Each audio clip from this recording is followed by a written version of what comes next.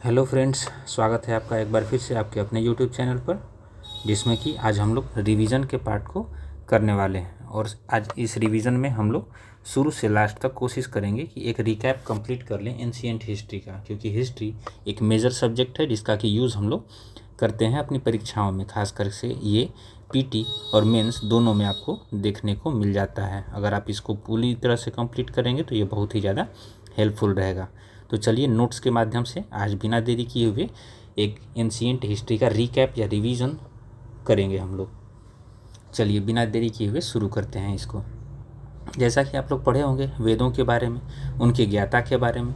कुछ ब्राह्मण ग्रंथ होते हैं उनके, उसके बाद उन वेदों के कुछ वेद होते हैं जिनके ज्ञाता क्या होते हैं। तो ये कभी कभी आपको पीवाईक्यू में मिलान करने के लिए या फिर डायरेक्ट भी पूछ सकता है, तो आप इसको एक बार देख सकते हैं। जैसे वेद की बात करें हम लोग तो 4 वेद होते हैं, ऋग्वेद, यजुर्वेद, सामवेद, अथर्ववेद। ऋग्वेद के ज्ञाता की बात करें तो होत्री होते हैं, यजुर्वेद के अध्वर्यु, सामवेद के उद्गाता, अथर्ववेद के ब्रह्मा होते हैं। उसी तरह से जो ऋग्वेद होता है इसका ब्राह्मण ग्रंथ कहे तो ऐत्रेय और कौशिकी होता है, और यजुर्वेद जो होता है इसका ब्राह्मण ग्रंथ शतपथ तैत्रेय होता है। सामवेद की बात करें तो यह पंचविश और षड्विश होता है। तो देखिए सामवेद में हम लोग क्या पढ़ते हैं, 7 सुरों की बात करते हैं, तो इसमें नंबर है ना 7, तो 7 को आप 5 और 6 से डिनोट करके ईजिली याद रख सकते हैं। उसी तरह से अथर्ववेद है तो ये गोपथ इसका ब्राह्मण ग्रंथ होता है, इसको आप ध्यान। आगे अगर हम लोग देखें वेदों के, जैसे ऋग्वेद का उपवेद कहेगा तो आयुर्वेद होता है, यजुर्वेद का धनुर्वेद होता है, सामवेद का गंधर्ववेद होता है, अथर्ववेद का कहेगा तो शिल्पवेद होता है। तो इस तरह से हम लोगों ने इनको वेद, ज्ञाता, ब्राह्मण ग्रंथ और उपवेद हैं। तो उपवेदों के भी कभी कभी ज्ञाता पूछ देता है। जैसे आयुर्वेद हैं तो इनको जानने वाले को कहा जाता है प्रजापति, धनुर्वेद को जानने वाले को विश्वामित्र कहा जाता है, गंधर्ववेद को जानने वाले को नारद कहा जाता है, और शिल्पवेद को जानने वाले व्यक्ति को विश्वकर्मा के नाम से जाना जाता है। तो इन सब चीज़ों को आप इजीली याद रख सकते हैं और इनका यूज़ जो है आप लोग कर सकते हैं। ठीक है, चलिए तो आगे देख सकते हैं हम लोग। ये ऐसे तो इम्पॉर्टेंट है, आप लोग इसको ध्यान से देख करके अच्छे से रिकैप कर लीजिएगा। जैसे अब इतिहास की बात करें तो इतिहास जो है मुख्य रूप से आपको 3 भागों में बांटा गया है। उसके अनुसार हम लोग फिर आगे का कालक्रम निर्धारित करते हुए पढ़ेंगे। मुख्य रूप से प्रागैतिहासिक काल है। इस काल में अगर कहा जाए तो मानव किसी लिपि और लेखन कला से परिचित नहीं था, परंतु जो है इनको 3 भागों में डिवाइड करके यहाँ पे दर्शाया गया है। जैसे प्रागैतिहासिक काल की बात करें तो यह मुख्य रूप से पूरा पाषाण काल, मध्य पाषाण काल और नव पाषाण काल 3 रूपों में जाना जाता है। पूरा पाषाण काल का समय कहेगा तो 20 लाख से लेकर 12,000 ईसा पूर्व तक का समय जो है इसके लिए निर्धारित है, और मध्य पाषाण काल जो है 12,000 से लेकर 10,000 ईसा पूर्व तक, और नव पाषाण काल का 10,000 से लेकर 3,000 ईसा पूर्व तक। तो कहीं कहीं ये डेट आपको डिफर मिल सकते हैं, बट ये मेजॉरिटी और एनसीईआरटी से डेट्स हैं, तो थोड़ा सा ध्यान रखिएगा। पूरा पाषाण काल की बात करें हम लोग तो इसमें आदि मानव या खाना बदोश की ज़िंदगी आप लोग को पूरा पाषाण काल में देखने को मिल जाएगी। इसमें जीवन जो था व्यक्ति का अस्थिरता, मानव विकास की खोज जो है यहीं से शुरू हुई थी। इसमें सबसे पहले आग की खोज जो है मुख्य रूप से जानी जाती है। तो कभी कभी ये पूछता है कि आग की खोज किस काल में हुई थी, तो ये पूरा पाषाण काल में हुआ था। आप इसको अच्छे से ध्यान रखेंगे। सर्वप्रथम चित्रकारी का भी उल्लेख कहेगा तो यहीं मिलता है, क्योंकि यहाँ भीमबेटका की जो गुफाएं हम लोग देखते हैं तो वहाँ पे साक्ष्य मिलता है चित्रकारी का, और ये दिखाता है कि ये पूरा पाषाण काल से रिलेटेड है। ठीक इसी प्रकार अगर हम लोग मध्य पाषाण काल में आते हैं तो इसी का थोड़ा सा उन्नत स्वरूप आपको देखने को मिलेगा। समय इसका 12,000 से 10,000 ईसा पूर्व है। इसमें पशुपालन प्रारंभ हो गए थे और छोटे छोटे नुकीले हथियार जो थे उसका प्रयोग किया जाने लगा था, जिनको मुख्य रूप से माइक्रोलिथ के नाम से जानते हैं। ये प्रश्न कई बार पूछा हुआ है, तो आप इसको याद कर लीजिएगा अच्छे से कि छोटे छोटे नुकीले हथियारों को माइक्रोलिथ के नाम से जानते थे। यहीं पर पहला पालतू जानवर जो था कुत्ता, इसका प्रयोग किया गया था। मतलब कुत्ता पहली बार एक जानवर था जिसका कि मानवों के द्वारा पालतू बनाया गया था और इसको अपने साथ रखा गया था। तो आप इसमें देख सकते हैं कुत्ता था, और ये सभी जो है टोटल मध्य पाषाण काल से ही संबंधित है। इसीलिए कहा जाता है कई बार कि सबसे पहला जानवर कौन था जिसको मनुष्य ने पालतू बनाया था, तो वो हो जाएगा आपका कुत्ता। इसको ध्यान रखिएगा। नेक्स्ट है आपका अब इसी का और उन्नत रूप अगर आप देखना चाहें तो ये नवपाषाण काल के नाम से जाना जाता है, जहाँ पे कि अस्थायी आवास शुरू हो गए थे, कृषि प्रारंभ हो गई थी और पशुपालन जो था वो विधिवत रूप से शुरू हो गया था। पहिए की खोज, आग का जो प्रयोग था, क्योंकि यहाँ पे खोज हुई थी, ध्यान रखिएगा, पूरा पाषाण काल में आग की खोज हुई थी, जबकि आग का प्रयोग कहेगा तो ये नवपाषाण काल में शुरू हुआ था। और सबसे पहले धातु का जो खोज हुआ था वो तांबा का हुआ था। तो ये सब नवपाषाण काल से ही शुरू हुए थे। तो कई बार आपको डिवाइड करने के लिए देता है, चूज़ करने के लिए देता है कि कौन किस काल से संबंधित है, तो इसको आप स्क्रीनशॉट ले सकते हैं और इजीली समझ सकते हैं कि कौन किससे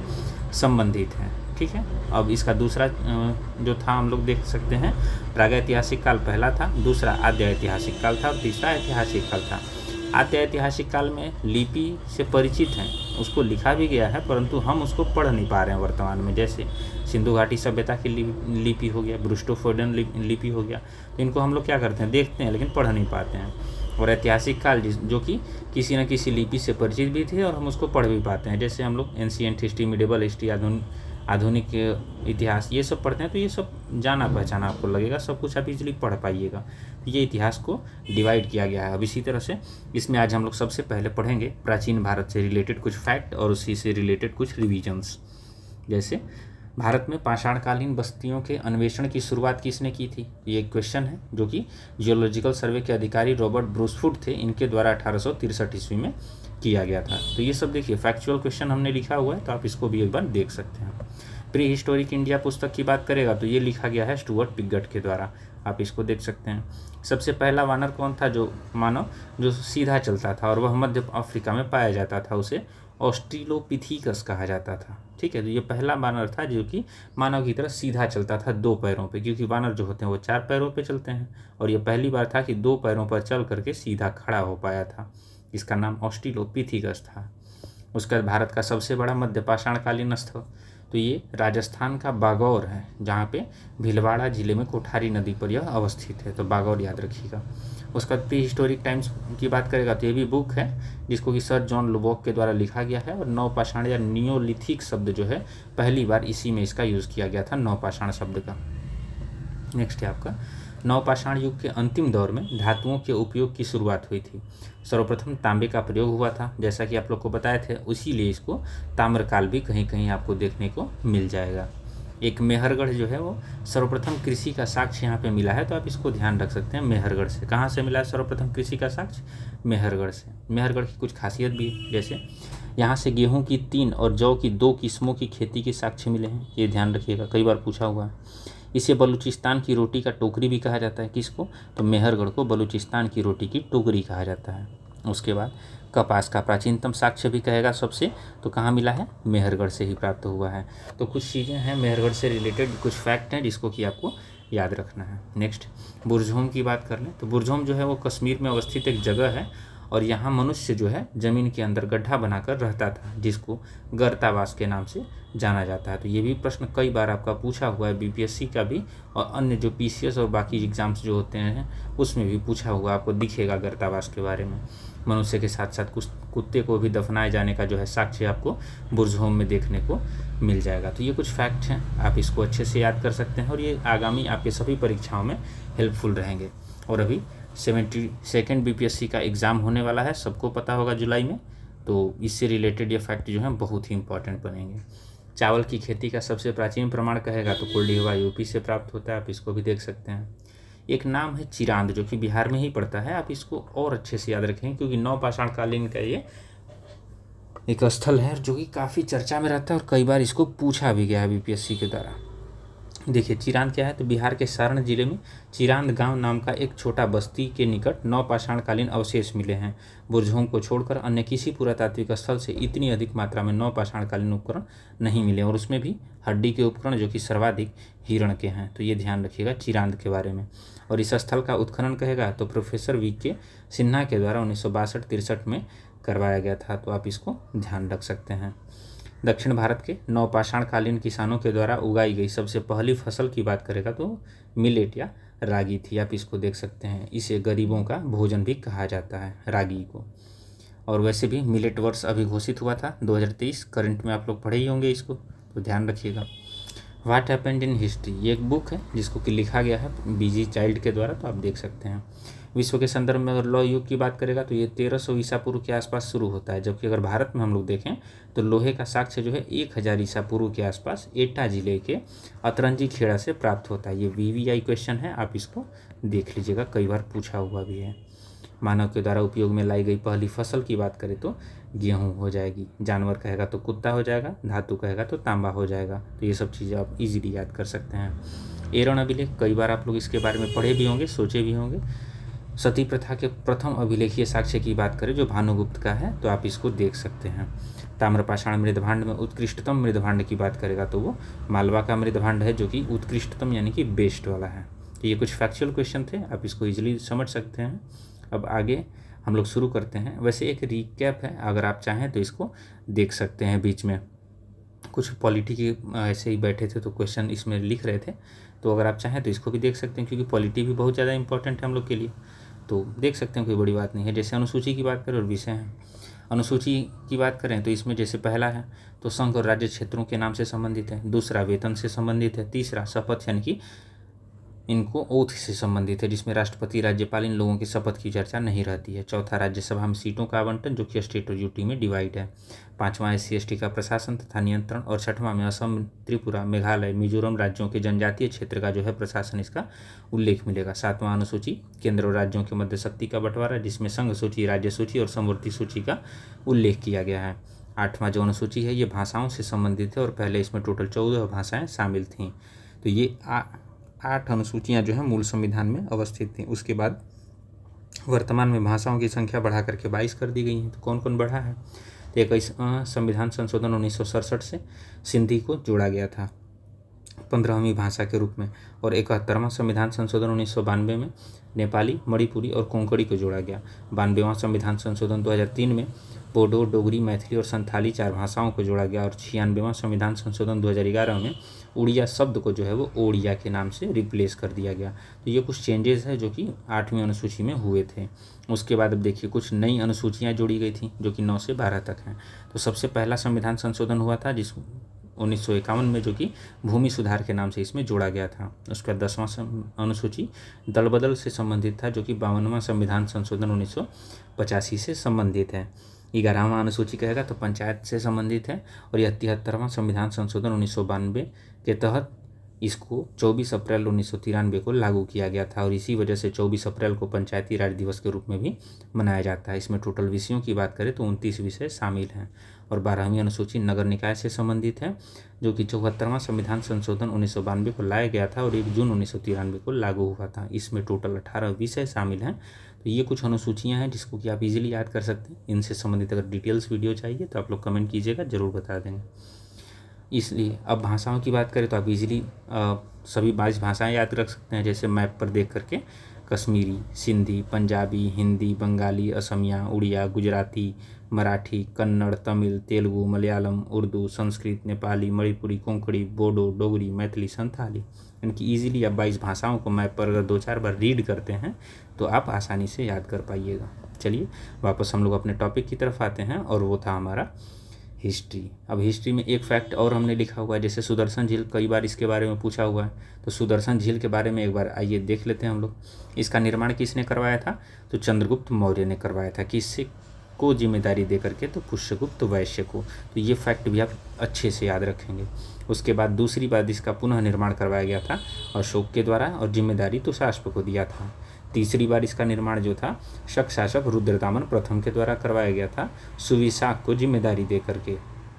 और चौथा और अंतिम बार इसका जो पुनः निर्माण हुआ था वो स्कंदगुप्त के द्वारा चक्रपालित को बोल करके किया गया था। तो सुदर्शन झील से कई बार पूछ देता है कि कौन कौन संबंधित हैं, तो चंद्रगुप्त मौर्य, अशोक, रुद्रदामन प्रथम और स्कंदगुप्त। और यदि जो इसको टेंडर या ठेकेदारी या फिर जिसको कह सकते हैं जिम्मेदारी दिया गया था बनवाने का, वो हैं पुष्यगुप्त वैश्य, तुषाश्व, सुविशाख और चक्रपालित। और ये सुदर्शन झील जो है वो गुजरात के सौराष्ट्र या गिरनार में अवस्थित है। तो आप इसको भी अच्छे से याद रख सकते हैं। कई बार फैक्चुअल और मिलान करने वाली चीज़ों में पूछता है। ठीक है, अब चलिए वापस हम लोग फिर से शुरू करते हैं सिंधु घाटी सभ्यता के भौगोलिक विस्तार से, क्योंकि हिस्ट्री में सिंधु घाटी सभ्यता से कई प्रश्न पूछे जाते हैं, तो जिसको जानना हमारे लिए अति आवश्यक हो जाता है। चलिए देखते हैं। चलिए अब सिंधु घाटी सभ्यता से संबंधित चीज़ों को देखते हैं एक एक करके।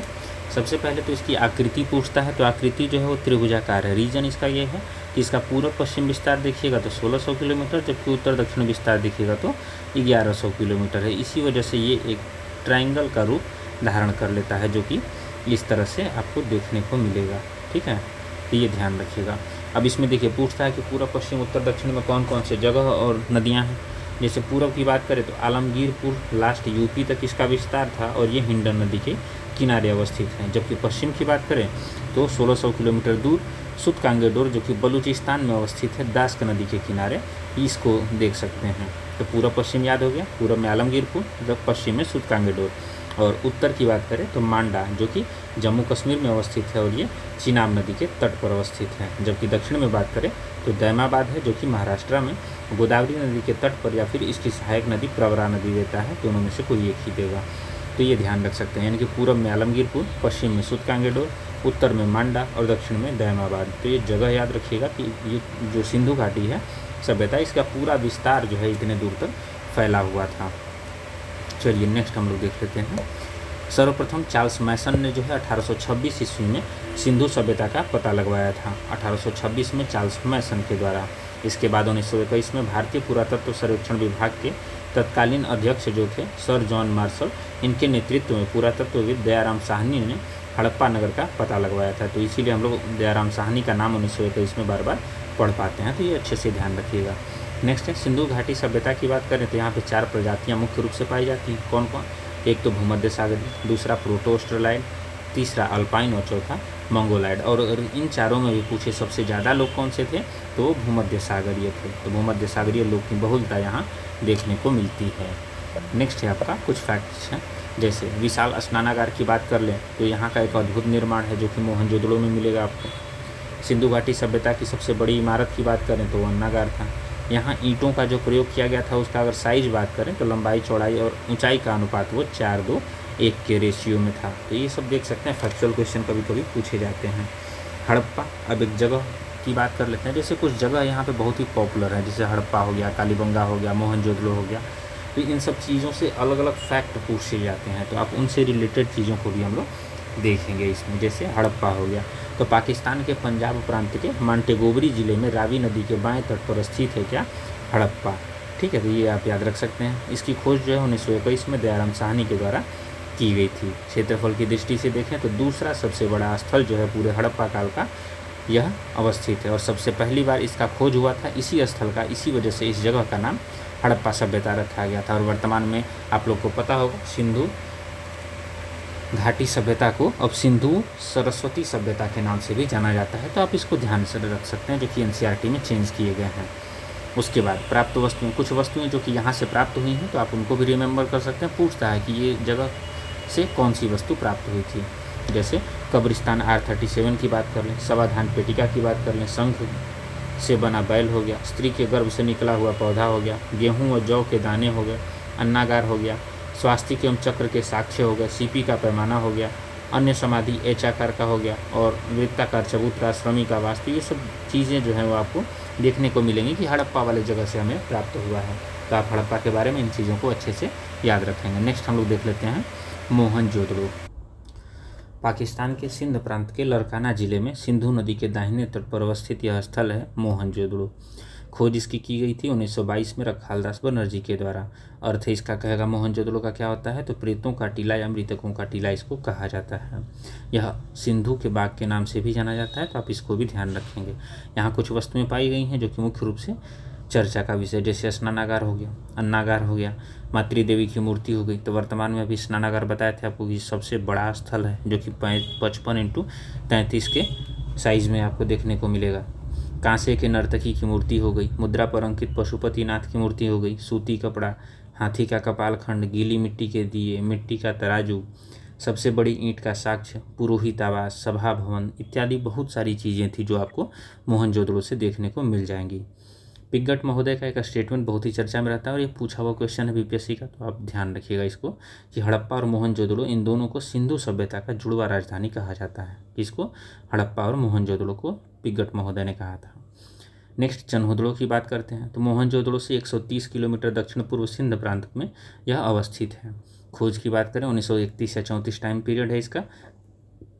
एन गोपाल मजुमदार के द्वारा इसकी खोज की गई थी। उत्खनन करवाया गया था अर्नेस्ट मैके के द्वारा, ये ध्यान रखिएगा। जोकर झांगर संस्कृति की बात करें तो ये बहुत ही इंपॉर्टेंट है, जो कि पूरी हड़प्पा सभ्यता में एक ही जगह मिलती है, वो है चन्हुद्रो। इसका विकास सिंधु सभ्यता के बाद माना जाता है जोकर झांगर संस्कृति का। यहाँ पे कुछ वस्तुएं पाई गई हैं, जैसे मनके का कारखाना हो गया, ईंटों पर बिल्ली का पीछा करते हुए कुत्ते के पंजों का निशान हो गया। एकमात्र स्थल जहाँ पे वक्राकार ईंटें पाई जाती हैं, ध्यान रखिएगा। वक्राकार ईंट कहाँ मिलेगा? चन्हुद्रो से। लिपस्टिक हो गया, काजल हो गया, कंघा हो गया, उस्तरा हो गया, तो इन सब चीज़ों को भी हम लोग चन्हुद्रो से ही देख लेंगे। मिट्टी की पकी हुई पाइपनुमा नाली हो गई, ये हो जाएगा। 4 पहिए वाली गाड़ी हो गई, अलंकृत हाथी हो गए, तो ये सब चीज़ें अगर कहेगा इसने सारे, तो ये सभी के सभी चन्हुद्रो से हमें प्राप्त हुए हैं, तो इसको भी आप ध्यान रखिएगा। लोथल की बात कर लें तो लोथल पता ही होगा, एक बंदरगाह नगर था जो कि गुजरात के अहमदाबाद जिले के भोगवा नदी के किनारे अवस्थित था। खोज की बात करेंगे तो एस आर राव के द्वारा 1954-55 में इसकी खोज की गई थी और ये एक प्रमुख बंदरगाह नगर था और इसे लघु हड़प्पा या फिर लघु मोहनजोदड़ो भी कहा जाता था। किसको? तो लोथल को, जो कि गुजरात में भोगवा नदी के तट पर अवस्थित है। इसको ध्यान रखिएगा। नेक्स्ट देख लेते हैं इसके बारे में। को यहाँ से कुछ वस्तुएं भी प्राप्त हुई हैं जिनको हम लोग देख सकते हैं, जैसे गोदीबाड़ा हो गया। गोदीबाड़ा यानी कि बंदरगाह ही होता है उस जगह के लिए।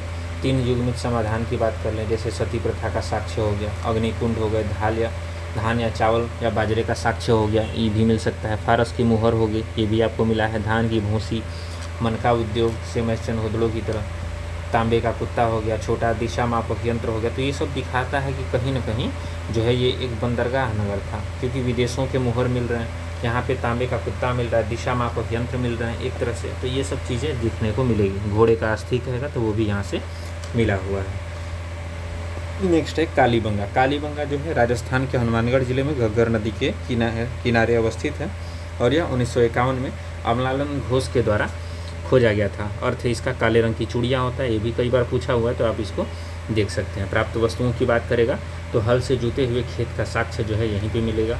2 फसलों को एक साथ बोए जाने का साक्ष्य कहेगा तो वो भी आपको यहीं से मिलेगा। अग्निकुंड या वेदिकाओं की बात करें जो कि 7 प्रकार की मिली हैं, वो भी कालीबंगा से ही आपको देखने को मिलेगा। अंत्येष्टि की 3 विधियाँ, जिसमें पूर्ण समाधिकरण, आंशिक समाधिकरण और दाह संस्कार, तीनों का उल्लेख यहाँ पे मिलता है। एक युगल समाधान, कांच व मिट्टी की चूड़ियाँ, सिलबट्टा जिसको हम लोग वही सील कहते हैं, गाँव में समझते होंगे आप लोग, सूती कपड़े की छाप हो गई, माणिक्य व मिट्टी के मनके हो गए, बेलनकार मोहरें हो गई, मिट्टी के खिलौने हो गए। तो ये सारी चीज़ें आपको देखने को मिलेंगी जो कि कालीबंगा से प्राप्त होते हैं। काले रंग की चूड़ियाँ और राजस्थान में अवस्थित है, इतना ध्यान रखेंगे। नेक्स्ट है बनावली। बनावली की बात करें तो यह हरियाणा के फतेहाबाद जिले में सरस्वती नदी के किनारे अवस्थित है। खोज इसकी RS विष्ट के द्वारा की गई थी और प्राप्त वस्तुओं की बात करेगा तो इसमें हल्की आकृति वाले खिलौने, जौ या तांबे के बाणाग्र, ये सब आपको देखने को मिल जाएंगे। धौलावीरा की बात करें, यह गुजरात के कच्छ जिले में खाजीर द्वीप के पास अवस्थित है। इसकी खोज जो है JPJC के द्वारा 1967-68 में किया गया था। नगर जो है 3 भागों में विभाजित था। यही चीज़ पूछा हुआ है कई बार कि कौन सा जगह है जो कि 3 भागों में विभाजित था, तो वो धौलावीरा है, जिसमें दुर्ग भाग, मध्य भाग और निचला भाग होता था। दुर्ग भाग में जो कुलीन वर्ग होते थे वो रहते थे, मध्य भाग में बाजार या फिर उस तरह की चीज़ें, और निचले भाग में जो गरीब तबका था वो रहता था। प्राप्त वस्तुओं की बात करें तो यहाँ घोड़े के अवशेष, पशु के छोटे कांस्य आकृति, एकमात्र स्टेडियम जो है वो यहीं पे देखने को मिला है धौलावीरा में। नेवले के पत्थर की मूर्ति, कई तरह के समाधान, एक साइन बोर्ड भी मिला है जिसमें कुछ 9 वर्ण थे, तो ऐसा अंदाज़ा लगाया जा रहा है यहाँ पर लिखा होगा कि धौलावीरा में आपका स्वागत है। उसका विशाल जलाशय की बात करें वो भी यहाँ से आपको मिलेगा। इस तरह से भारत में सिंधु सभ्यता का दूसरा सबसे बड़ा नगर कहेगा तो आपको ये हो जाएगा धौलावीरा, और मोहनजोदड़ो जो है सबसे पहला है, तो आपको पता ही होगा। राखीगढ़ी की बात कर लें, हरियाणा के हिसार जिले में अवस्थित है और यह खोज 1997 से 99 में अमरेंद्रनाथ के द्वारा की गई है। भारत का सबसे बड़ा स्थल सिंधु सभ्यता का जो है, यानी कि सिंधु सभ्यता का भारत में सबसे बड़ा स्थल कहेगा कौन सा है, तो राखीगढ़ी है, जो कि हरियाणा में अवस्थित है। मई 2012 में ग्लोबल हेरिटेज फंड ने इसे एशिया के 10 ऐसे विरासत स्थलों में शामिल किया है जो कि नष्ट हो सकते हैं, तो आप इसको ध्यान से देख सकते हैं। नवसारी एक जगह है जो कि मिट्टी की मूर्ति जिसकी मांग में सिंदूर भरा हुआ है, वहाँ से मिला हुआ है नवसारों से, याद रखिएगा। रोपड़ यह गेदत्त शर्मा के द्वारा खोज हुआ था, पंजाब भारत में अवस्थित है और मनुष्य के साथ पालतू कुत्ते को दफनाए जाने का साक्ष्य भी रोपड़ से ही मिला है। यह समाज जो था मुख्य रूप से मातृ प्रधान समाज था सिंधु घाटी सभ्यता का। और लोथल से चावल जबकि रंगपुर से धान की भूसी के साक्ष्य देखने को मिले हैं, तो आप इसको ध्यान से देख सकते हैं। यहाँ पे जो बाट प्रयोग किए गए थे, बाट यानी बटखरा जिसका यूज़ करते हैं, तो वो मुख्य रूप से घनाकार मिलते थे और ये 16 के गुणक में होते थे, तो आप इसको भी ध्यान रखिएगा। यहाँ पर जो सिक्के मिले हैं उस पर पशुपति शिव का अंकन मिला है। ये कई बार पूछा हुआ है कि इसके अगल बगल कौन से जानवर मिले हैं, तो इसके दाहिने साइड में हाथी और बाघ, जबकि बाएं साइड में कहेगा तो गेंडा और भैंसा जो है इसकी आकृति अवस्थित है, और इनके पैरों के पास 2 हिरण का भी चित्र बना हुआ है। तो ये सारे जानवर जो आपको देखने को मिल जाएंगे पशुपति शिव का अंकन सिक्कों पर जो था उसके अनुरूप। तो ये कुछ फैक्ट थे रिलेटेड, और भी बहुत सारे फैक्ट आपको देखने को मिलेंगे, लेकिन ये मेन फैक्ट हैं जो कि सिंधु घाटी सभ्यता से बार बार पूछे जाते हैं। तो आप इनका रिवीजन कर सकते हैं और यह आपको बहुत ही हेल्प करेगा। नेक्स्ट है महाजनपद काल, या फिर जिसको द्वितीय नगरीय क्रांति या फिर मगध का उत्कर्ष कहा जाता है। बाकी रीजन क्यों है आप इसको अच्छे से भली भांति समझ सकते हैं। नगरीय क्रांति शब्द का प्रयोग कहेगा तो सर्वप्रथम गार्डन चाइल्ड महोदय के द्वारा किया गया था, और अपनी पुस्तक द अर्बन रिवॉल्यूशन में इन्होंने इसका उल्लेख किया हुआ है। प्रथम नगरीय क्रांति की बात करें तो वह सिंधु घाटी सभ्यता को माना जाता है, इसीलिए इसको द्वितीय नगरीय क्रांति के नाम से जाना जाता है। इस काल में व्यवसायियों ने अपने अपने संगठन बनाए थे जिसको कि श्रेणी कहा जाता था, और व्यापारियों और श्रेणी का जो प्रधान होता था उसको सार्थवाह कहा जाता था। तो ये ध्यान रखिएगा, पूछा हुआ क्वेश्चन है। सिक्कों का अध्ययन क्या कहलाता है? न्यूमिस्मैटिक्स, ये सब आप लोग कई बार पढ़े ही होंगे। भारत के प्राचीनतम सिक्के कहाँ से मिले हैं? तो 5वीं शताब्दी ईसा पूर्व से, जिसे आहत सिक्का कहा जाता था। आहत जिसमें कि मतलब एक सिक्का होता था, इस पर मुहर मारा जाता था, तो इस मुहर मारे हुए सिक्के को ही आहत सिक्का कहा जाता है। बौद्ध ग्रंथ में सिक्कों के लिए कारसाड़पण शब्द का यूज़ किया गया है, तो ये भी आप याद रखेंगे। इसमें कुछ मुख्य रूप से थे, जैसे तांबे का कारसाड़पण जो होता था तो ये 146 ग्रेन का, और चांदी का जो होता था 180 ग्रेन का। तो तांबा 146 और चांदी 180 का है। इस समय के बंदरगाहों में भारत के पश्चिमी तट का सबसे प्रसिद्ध और पुराना और बड़ा, ये तीनों बंदरगाह एक ही था, उसका नाम भड़ौच या भृगुकक्ष के नाम से जाना जाता है, तो आप इसको भी याद रखेंगे। यहाँ से एक धातु मिला था जिसका नाम इंद्रगोप मणि के नाम से जाना जाता है। आर्य जातियों के परस्पर विलीनीकरण से जनपदों का विस्तार हुआ, जो बाद में महाजनपद बन गए। यानी कि सबसे पहले जो सृजन हुआ था कबीलों का, कबीलों के बाद जो बना वो ग्राम बना, ग्राम के ऊपर विश के बाद जन, और यही जन आगे जा कर के जनपद बना, जो कि अंततः महाजनपद में बदल गया, परिवर्तन हो गया इसका। तो आप इसका सीक्वेंस भी याद रख सकते हैं, कई बार ये भी पूछा हुआ है। कबीला, ग्राम, विश, जन, जनपद और महाजनपद, यानी छोटे से बड़े के क्रम में। ठीक है, आगे चलते हैं हम लोग। नेक्स्ट है जैसे कुछ एक बोगस कोई अभिलेख है, वहाँ पे कुछ नामों का उल्लेख मिलता है जिसमें इंद्र, मित्र, नासत्य, वरुण का उल्लेख है, तो आप इसको ध्यान रखिएगा। नेक्स्ट है लगभग 6ठी शताब्दी ईसा पूर्व में गंगा, यमुना, दोआब एवं बिहार में लोहे की प्रचुर प्रयोग के कारण अधिशेष उत्पादन होने लगा था, मतलब एक्सेस प्रोडक्शन बढ़ गया था।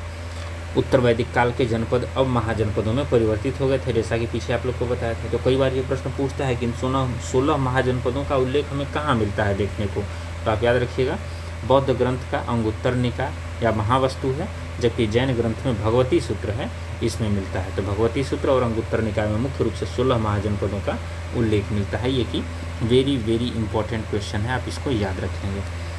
उसके बाद एक महापरिनिर्वाणा सूत्र है, तो इस महापरिनिर्वाणा सूत्र में 6 महाजनपदों का उल्लेख मिलता है। ये कहीं आपको जल्दी देखने को नहीं मिलेगा, आप इसको भी पढ़ सकते हैं। उसमें कौन कौन थे? चंपा, राजगिरी, श्रावस्ती, काशी, कौशाम्बी और साकेत। इन 6 जगहों का उल्लेख जो है वो महापरिनिर्वाणा सूत्र में आपको देखने को मिल जाएगा।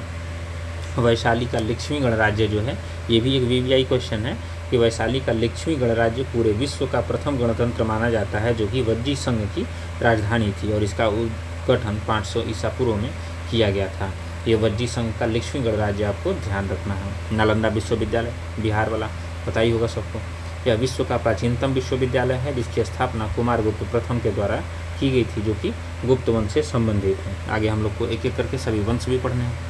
विश्व का सबसे प्राचीन वैभवशाली महानगर की बात करेगा तो वो पाटलिपुत्रा है, ध्यान रखिएगा इसको भी, जिसकी स्थापना उदयन के द्वारा की गई थी। ठीक है, नेक्स्ट आप देख सकते हैं वर्तमान में स्थिति। जैसे 16 महाजनपद की बात हम लोग करते हैं तो 16 में से देखिए 8 जो है वो यूपी में, 3 बिहार में, 1 राजस्थान में, 1 एमपी में, 1 दक्षिण भारत में, और भारत के बाहर की बात करेगा तो 2 आपको मिलेगा। यानी कि टोटल 16 महाजनपद का विस्तार जो है वो इस तरह से मिलेगा। तो उसमें भी हम लोग को बिहार का कम से कम 3 जो है वो ध्यान रखना है। चलिए अब इन 16 को देख लेते हैं। कुछ बुक हैं जैसे निरुक्त की रचना जो है यास्क के द्वारा और वार्तिक की रचना कात्यायन के द्वारा की गई थी। पूछे हुए बुक हैं क्वेश्चंस परीक्षा में, तो इसलिए इसको लिख लिए थे। अब 16 महाजनपदों की राजधानी कम से कम याद रखिएगा, बाकी कुछ याद हो या ना हो। जैसे बिहार में बताए थे आपको 3 है, मगध, अंग, वज्जी। तो मगध की बात कर ले तो ये गिरिब्रज या राजगिरी इसकी पहली राजधानी और बाद में फिर परिवर्तन होकर के पाटलिपुत्रा इसकी राजधानी बन गई थी। अंग की बात कर लेगा तो चंपा हो जाएगा, वज्जी की बात करेगा तो वैशाली हो जाएगा। ये 3 ध्यान रखिएगा। नेक्स्ट है आपका काशी, ये सब यूपी के हैं। काशी की बात करेगा तो वाराणसी इसकी राजधानी, वत्स का कौशाम्बी, कौशल का श्रावस्ती, मल्ल की 2 कुशीनगर और पड़ाव। उसी तरह से पांचाल भी उत्तरी और दक्षिणी में था, तो उत्तरी पांचाल की राजधानी अहिच्छत्र और दक्षिणी पांचाल की राजधानी कामपिल्य थी। चेदी की राजधानी सुक्तिमती, कुरु की राजधानी इंद्रप्रस्थ है, तो आप इसको भी देख सकते हैं। और सूरसेन की राजधानी मथुरा है। अवंती की बात करेगा तो ये भी 2 है, एक उत्तरी अवंती एक दक्षिणी अवंती। तो उत्तरी अवंती की राजधानी उज्जैन और दक्षिणी की माहेशमती है। आप लोग कई बार जो बाहुबली मूवी देखते हैं ना, तो वो यही वाला माहेशमती है, तो आप इसको रिलेट कर सकते हैं। मत्स्य की बात करेगा तो विराटनगर और अश्मक की बात करेगा तो पोतन या पेटली है, क्योंकि एकमात्र दक्षिण भारत में अवस्थित है। ध्यान रखिएगा, ये पूछा हुआ क्वेश्चन है, एकमात्र दक्षिण भारत में कौन सा है, तो अश्मक। और भारत के बाहर 2 की बात करेगा तो एक गंधार है जो कि तक्षशिला में, और एक कंबोज है जो कि हाटक में अवस्थित है। तो आप इसको देख सकते हैं। तो एक बार फिर से आपको दिखा देते हैं ये 16 महाजनपद कौन कौन से हैं। मगध, अंग, वज्जी, काशी, वत्स, कौशल, मल्ल, पांचाल, चेदी, कुरु, सूरसेन, अवंती, मत्स्य, अश्मक, गंधार, कंबोज, ये 16 आपके महाजनपद हैं। अब यहाँ से हम लोग मगध का उत्कर्ष शुरू करेंगे। मगध साम्राज्य के उत्कर्ष की बात कहाँ से शुरू होती है, तो पता ही होगा आप लोगों को कि इसमें देखिए 16 महाजनपद अभी हम लोग पढ़े थे, 16 महाजनपद हैं। तो इन 16 में सबसे शक्तिशाली जो थे वो मगध, वत्स, कौशल और अवंती थे। तो इन 4 में अभी IPL चल रहा है, ठीक उसी तरह से यहाँ सेमीफाइनल हुआ था। तो ये सेमीफाइनल के बाद जो फाइनल हुआ था वो मगध और अवंती के साथ हुआ था। तो इन मगध और अवंती के साथ सेमीफाइनल और उसके बाद फाइनल जो जीता था वो मगध था। इसी वजह से जो विनर है मगध, इसी का हम लोग उत्कर्ष पढ़ते हैं। इस प्रकार फाइनल जो था वो मगध ही यहाँ 16 महाजनपदों में सबसे शक्तिशाली बन के उभरा था, और इसी वजह से हम लोग इसका उत्कर्ष पढ़ते हैं। चलिए अब मगध के शक्तिशाली होने का कारण क्या था वो भी समझ लेते हैं। कई बार पूछता है कि आखिर मगध ही क्यों, और भी तो कोई हो सकता था। इसके बहुत सारे कारण हैं। पहला तो इसकी भौगोलिक अवस्थिति जो थी वो इसको हेल्पफुल थी। योग्य शासक यहाँ बने, विस्तृत उपजाऊ मैदान यहाँ पे था, प्राकृतिक सुरक्षा चारों तरफ से थी यहाँ पे, खनिज संसाधनों की उपलब्धता भी बहुत थी, व्यापार में वृद्धि नदियों के माध्यम से होते रहते थे, लोहे की प्रचुरता भी यहाँ मिली, वन क्षेत्र और हाथियों की उपलब्धता थी। यानी ये सब युद्ध से लेकर के सुरक्षा, संरक्षा और जो संसाधन थे वो पूरी तरह से उपलब्ध थे मगध के पास। इसी वजह से यह ज़्यादा उन्नत हुआ।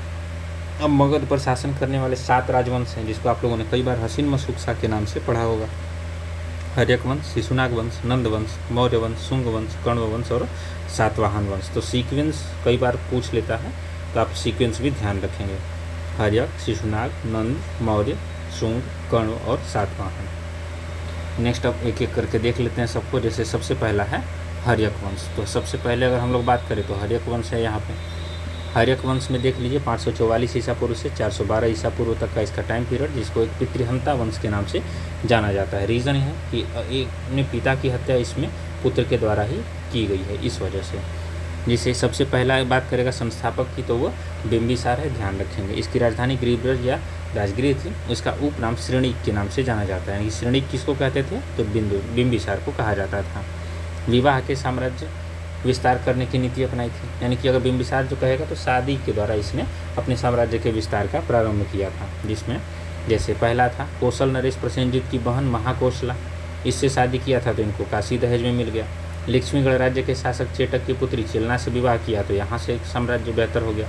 मद्र नरेश की राजकुमारी क्षेमा से शादी की तो यहाँ से भी इनका संबंध बेहतर हो गया। यानी कि कहने का मतलब है कि इन्होंने शादी की और उससे जो है अपने साम्राज्य का विस्तार और जो है बेहतर करने का प्रयास किया था। इसीलिए कई बार पूछता है कि किसने ऐसा काम किया हुआ था। बिंबिसार ने अपने राजवैद्य जीवक को अवंती नरेश चंड प्रद्योत की पीलिया या पांडु नामक बीमारी को ठीक करने के लिए भेजा था, ये भी ध्यान रखिएगा। तो ये पूछता है कि जीवक किसका राजवैद्य था, तो वो बिंबिसार का था, तो आप इसको ध्यान रखेंगे।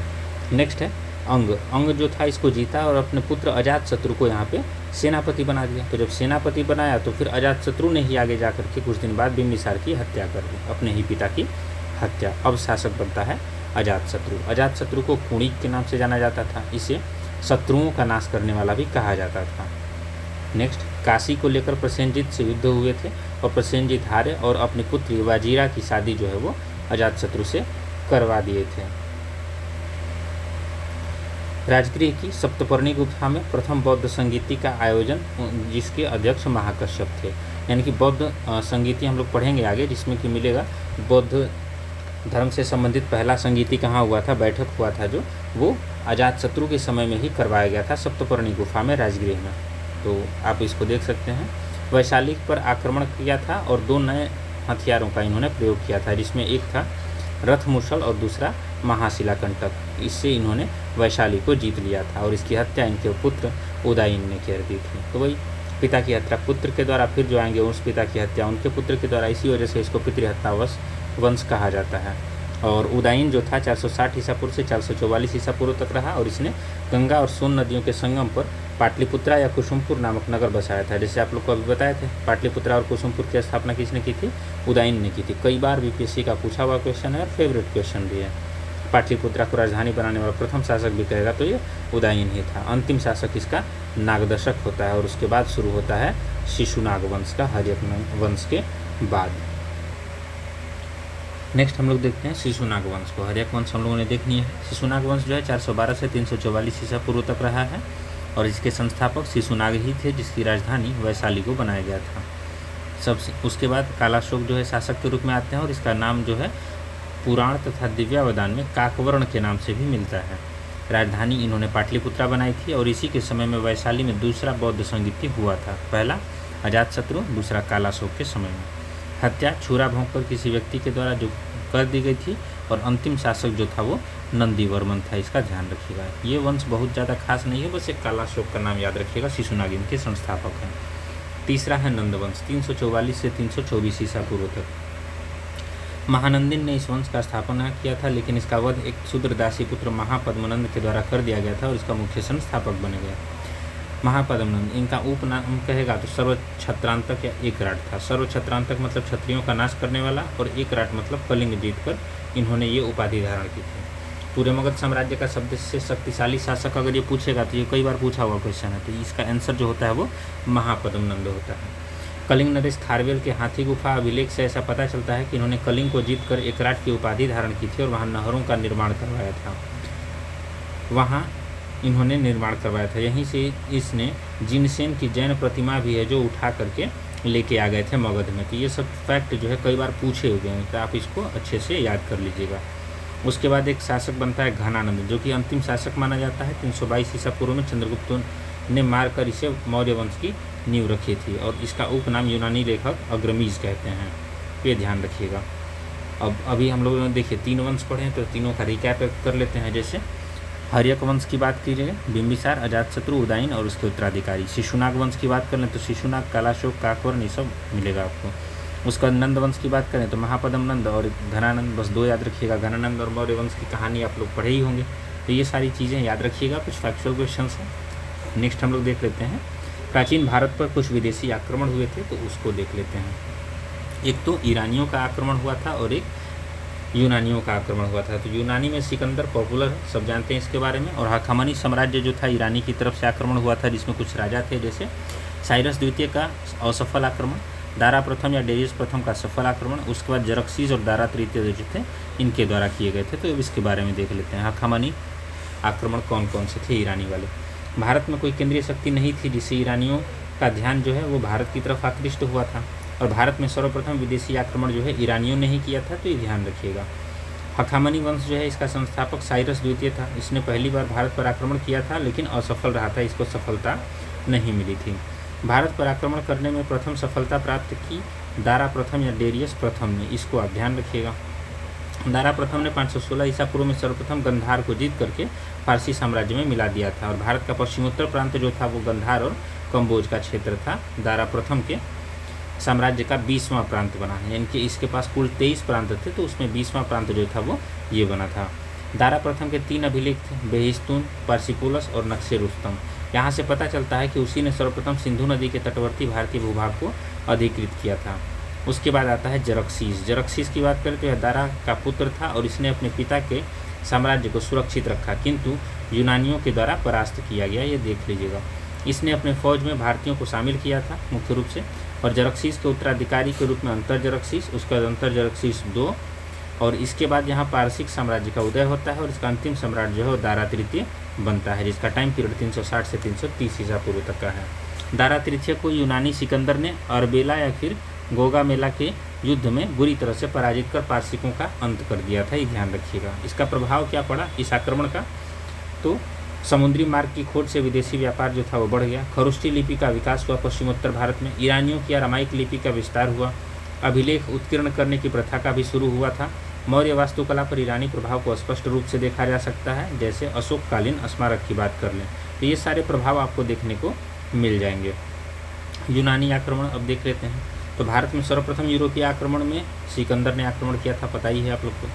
फिलिप द्वितीय जो कि सिकंदर का पिता था, 359 ईसा पूर्व में मकदूनिया का शासक बना था, ठीक है। और पिता की मृत्यु के बाद 20 वर्ष की अल्पायु में ही सिंहासन रूढ़ हो गए थे कौन, सिकंदर, और इनके गुरु बनते हैं अरस्तु। मकदूनिया जो है ईरान पर विजय पा लेने के बाद सिकंदर जो है काबुल की तरफ बढ़ा, जहाँ से हिंदकुश पर्वत से खैबर दर्रा पार करते हुए 326 ईसा पूर्व में भारत पर आक्रमण किया। इसके एक एक फैक्ट जो है वो पूछे हुए क्वेश्चंस हैं, तो इस वजह से आप अच्छे से ध्यान रखिएगा। जैसे अगर मैप में देख ले तो ये हमारा भारत है, प्यारा भारत, और इस भारत की बात कर लें तो यहाँ से देखिए आपको दिखेगा हिंदकुश पर्वत जो पहले था, इसके बाद ईरानी साम्राज्य, और इसके यहाँ था मकदूनिया यूरोप वाला। तो यहाँ से बढ़कर सिकंदर हिंदुकुश का जो खैबर दर्रा है पार करके भारत में प्रवेश किए थे। तो ये आप मैप पे भी अच्छे से समझ सकते हैं। सिकंदर के बारे में कुछ लिखा हुआ है तो आप इसको भी अच्छे से देख लीजिए। मुख्य सेनापति की बात करेगा तो सेलुकस निकेटर था। जल सेनापति इसका निर्याकस था। प्रिय घोड़ा का नाम जो था बहुकेफला था। ईरानियों से युद्ध हुआ था, अरबेला सिकंद में हुआ था, जो कि 334 से 30 तक चला था। भारत आगमन 326 बीसी में हुआ है और भारत से वापसी 325 बीसी में। लगभग भारत में 19 महीने तक यह रहा है और इसकी मृत्यु 323 बीसी में बेबीलोन में हो जाती है। तो ये सब भी आप अच्छे से ध्यान रखिएगा, इसके बारे में है। तक्षशिला का शासक जो अंभी था, इसने आत्मसमर्पण से उसका स्वागत किया था और सहयोग करने का वचन दिया था, ये ध्यान रखिएगा। तो ये तक्षशिला का शासक जो अंभी था पूरे इतिहास का सबसे पहला देशद्रोही माना जाता है। आप मॉडर्न हिस्ट्री जब पढ़ना शुरू करिएगा 1857 रिवोल्ट, तो वहाँ आपको कई बार विद्रोहियों की बात मिलेगी, देशद्रोहियों की बात मिलेगी, तो वहाँ पे आपको याद आएगा कि इतिहास का सबसे पहला देशद्रोही जो था वो अंभी था, इसको ध्यान रखेंगे।